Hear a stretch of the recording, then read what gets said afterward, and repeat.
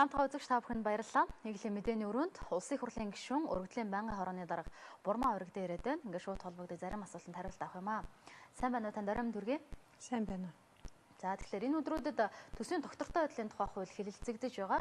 Өөрөөр хэлбэл улсын их хурлаас өнгөрсөн 7 хоногт 2013 оны улсын нэгдсэн төсөвт тодтгол хийсэн байгаа. Яг энэ цаг мөчид төсөв тогтвортой байх ёстой гэсэн энэ байр суурийг хадгалж байгаа нэг хуулийн төсөл яг хэлэлцэгдэж байна л да. Ер нь төсвийг тогтвортой байлгахын тулд энэ хуулинд ямар зүйл заалт орсон нь олзуурах ууштай гэж таны хувьд харж байгаа вэ?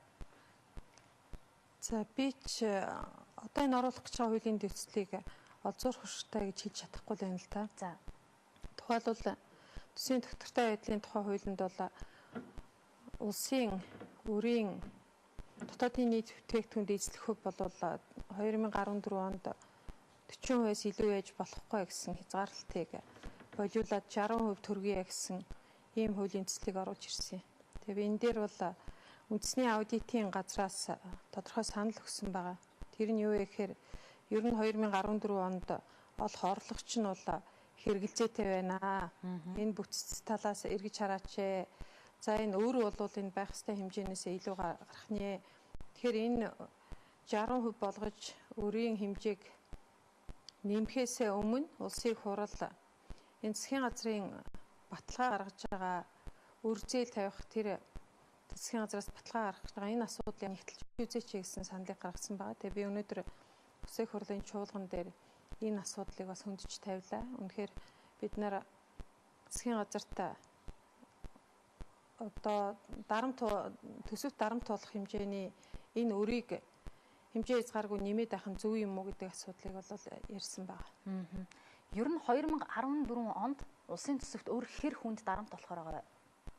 За одоогийн байгаа оруулж ирсэн төсөвт бол 50.3 гэж байгаа. Тэгээ 50.3% буюу дотоодын нийт бүтээгдэхүүнийхээ талд нь хүрэх хэмжээний өрийн одоо дарамт бий болох гэж байна.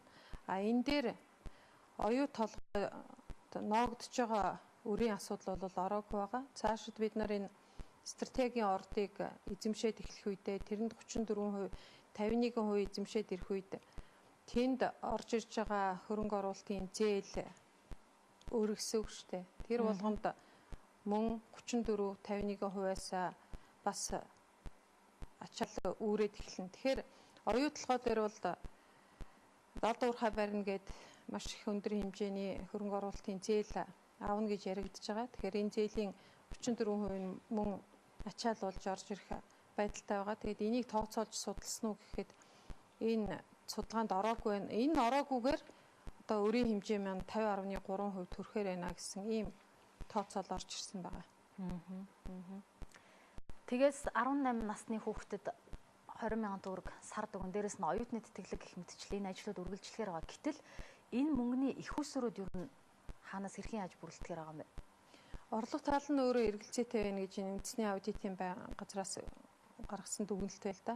Тэгэхээр энэ орлого маань яг оюутан болгонд 160 мянган оюутанд өгөөд байгаа энэ тэтгэлгийгээд цааш дүүх. Одоо нийт 0-18 настай хүүхдүүдэд сар болгон 20 мянган төгрөг өгөх энэ орлого нь бол байхгүй байгаа. Тэгтэл энийг бол өөр бонд гарах, дотооддоо бонд гарах ч юм уу, өөр зээлийн хэлбэрээр л олж өгөх гэж байна л да. Тэгэхээр энэ маань өөрөө эргээд улсын төсөвт маш их ачаал болж байгаа. А энэ мөнгийг олж бас нийт тараахын тулд энэ халамжийн бодлогоо үргэлжлүүлэхийн тулд байгалийн баялагчсан бас хямд үнээр зардаг энэ бодлого үргэлжлэх гэж явж байгаа санаа зовоод байна.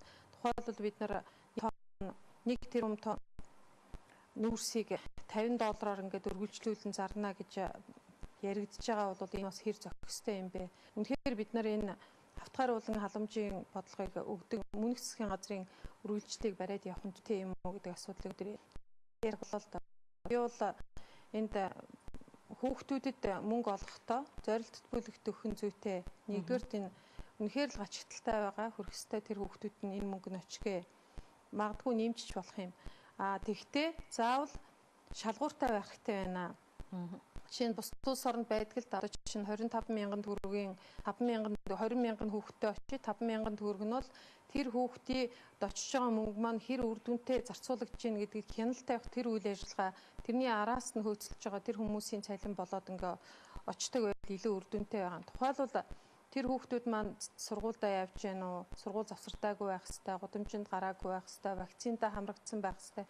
Гэх мэтлэн энэ хүүхдүүдэд хүрэх ёстой мөнгө маань хэн нэгэн эцэг их нь архиваад уучдаг ч юм уу өөр юм зарцуулагдаагүй байх утсаар араас нь хяналт тавьдаг байхгүй бол өнөөдөр шиг ингээд хавтгайруулан хүүхдээ хүрж байгаа эсэх нь бүү мэдээр ингэж тараагаад энэ тарааж байгаа мөнгөнийх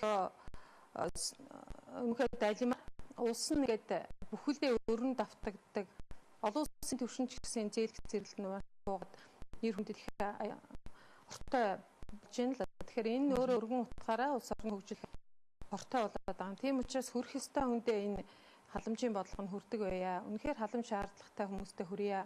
Оюутан гэсэн муу ялаагүй сурлагаар нь тэр оюутнуудыг суралцуулж байгаа сургуульд нь ч гэсэн бас шаардлага тавих хэрэгтэй. Тэгэхээр ингэжээч л энэ өгж байгаа мөнгө маань эргээд шалгууртай, шаардлагатай тэрэндээ нийцэн байх үз байх юм бол энэ үр зорилт чадах юм байна. Ер нь бол хитрхи өргөлгөн байна гэж хэлэх гэнэ үү? Өргөлгөн байх энэ халамжийн бодлого маань өөрөө ер нь хүнчлэх хэрээр хүлээж гэж ярьдаг. Өнөөдөр манад олж байгаа урд мөнгө байхгүй гэтэл өнөөдөр